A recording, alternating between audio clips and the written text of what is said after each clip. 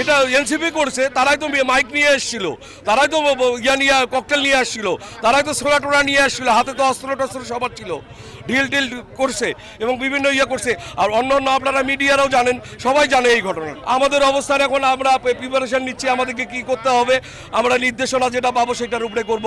রংপুরে আমরা চাই না আমরা কোনো গন্ডগোল, আমরা রক্তক্ষয়ী সংঘর্ষ চাই না। আমরা পার্টি অফিসে ছিলাম, তারপর আমরা যখন শুনলাম যে বৈষম্য বিরোধী ছাত্র আন্দোলনের নেতারা জিএম কাদেরকে গ্রেপ্তারের জন্য ওরা প্রেস ক্লাবের সামনে অবস্থান নিছে, আমরা এই কথা শুনে আমরা পার্টি অফিসে অবস্থান নিছি। পার্টি অফিস থেকে ততক্ষণ আমরা যখন পার্টি অফিস থেকে বের হওয়ার আগেই শুনলাম যে এখানে তারা হামলা করেছে জিএম কাদের সাহেবের বাসায়।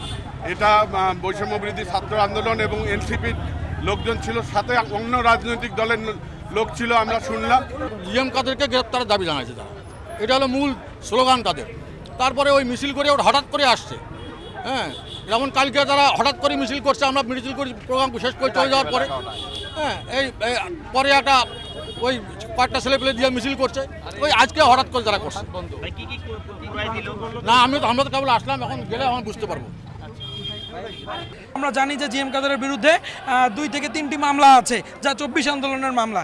ইতিমধ্যে আমরা দেখতে পারি, আমরা যখন সে চৌরাস্তা মোড়ে ঠিক কাছাকাছি গিয়েছি, ওই পক্ষ থেকে কয়েকজন অস্ত্রধারী যারা দেশীয় অস্ত্র হাতে ছিল এবং ককটেল জাতীয় কিছু মাঝখানে বিস্ফোরণ হয়, সেই সাথে তারা ইটপাটকেল নিক্ষেপ শুরু করে এবং এই বিক্ষুব্ধ ছাত্ররা ছিল, এদের মধ্যে ধাওয়া পাল্টা দেওয়া এবং আমাদের 4 জন আহতের ঘটনা ঘটেছে। জাতীয় পার্টির লোকজনের সাথে তাদের ধাওয়া পাল্টা দেওয়া হয়।